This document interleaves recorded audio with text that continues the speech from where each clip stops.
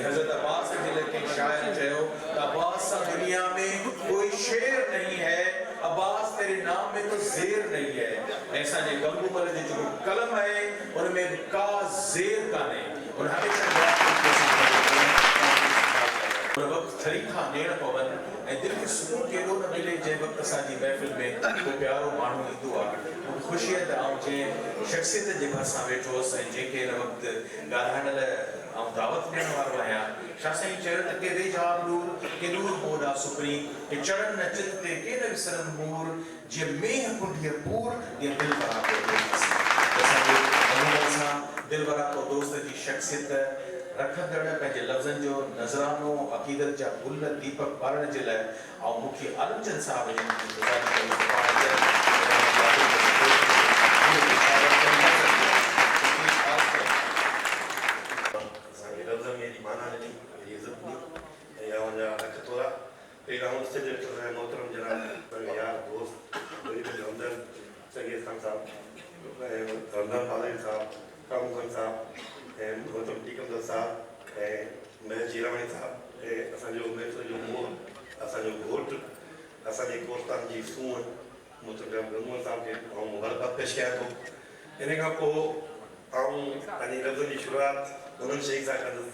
जो शायद सभी के यो विरोध शौक़ थे शुरुआत यह कहनो ॾिठो सब खां वधीक जेको असांजे दीवारनि खे पियो उन जो मतिलबु छा आहे इहो आउं सम्झाइण लाइ उभो थियो आहियां।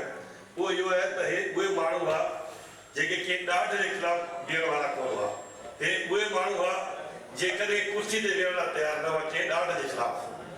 त अॼु बि हिते अजर को वसूल कनि था त ही सम्झो त गंगूमल जो आंदर इख़्तिलाफ़ गंगूमल जी लाट ॿारी है इहा लाट अॼु असांखे स्टेज ते बीहण जो सबक़ ॾेखारे पई। असांखे यादि न आहे त असीं सरदारी निज़ाम में के सरदार जे अॻियां बि हीअं ॻाल्हायूं हीअं असीं ॿोलियूं सिंधी ॿोली खे पंहिंजी ॿोली सम्झूं। उते असीं जबर जा माण्हू जाबलू माण्हू ऐं असांजा जेके भर पट जबर जेके ॾुकारियल हुआ उते असांखे न पाणी न असांखे अन्न मिले न अनाज मिले उते बि असीं जीए करियूं। असीं उहे माण्हू हुआसीं जेके अॼु उनजे ख़िलाफ़ खड़ा चाहियूं। इहा गंगूमल जी लाट आहे। अॻे इहो महसूसु करियो त मलिक चंगेज़ खान जेका असांखे वाट ॾिनी आहे ऐं अॼु मलिक साहिब जो वॾो शुक्रगुज़ार आहे कोस्तानी अवाम तरफ़ां त असांजा हिंदू कम्यूनिटी जा माण्हू कॾहिं ज़िंदगीअ में कंहिं बि सरदारी निज़ाम जे साम्हूं न खड़ा थिया। इहा सॻ असांखे मलिक चंगेज़ खान एतिरा खोड़ सारा असांजा कम आहिनि। ऐं ॾिसो उन खां पोइ अॼु मुंहिंजो त बीहण सियासी मैदान में खड़ो रहण ऐं आउं उभो थी के सरदारी निज़ाम जे ख़िलाफ़ कोन था रहियां त इहो ज़रूरु चवंदो त ॾाढे जे ख़िलाफ़ बीठो आहियां। ऐं सिंधी क़ौम जे लाइ सर्वाणी करण लाइ बीठो आहियां। इहो सबक़ असांखे असांजी क़ौमूं असांजी जेके क़ौमूं जबल में रहनि थियूं तव्हां उन्हनि जे हरीफ़ो ते पाणी कोन थो मिले।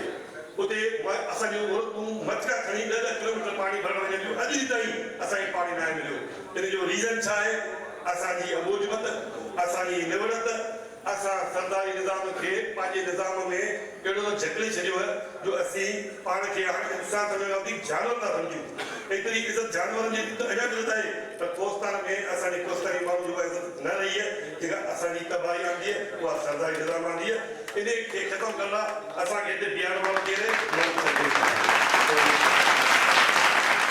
त इहो हीअ अॼु आवाज़ गंगूमल जो उथारियो आहे। गंगूमल जी लाट न आहे, गंगूमल समुंड न आहे, गंगूमल जी सोच न आहे, गंगूमल हिकु दुनिया आहे।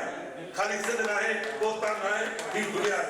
अॼु गंगूमल हितां हिन स्टेट आहे जेका ॻाल्हि इशू कई आहे किराऊं ही माण्हू असांखे यादि न आहे त असीं कंहिं सरदारी निज़ाम हीअं ख़राब थी किराऊं जमा करे सघूं। इहा असांजी जुर्त ई निरी, इहा जुर्त गंगूमल ॾिनी असांखे। त असीं गंगूमल खे कहिड़े लफ़्ज़ में यादि करियूं? असांजो लफ़्ज़ न आहिनि जो गंगूमल खे पर को भेटा पेश करियूं। त अॼु आउं गंगूमल जो शुक्रगुज़ार आहियां जे कोस्तान जो आवाज़ बणिजी सिंध जो आवाज़ बणिजी असांखे इहो सबक़ सेखारियो त जीअण सिखो मरण न सिखो। ॻाल्हायो पंहिंजी हक़ जी ॻाल्हि कयो। हक़ सां न हटो।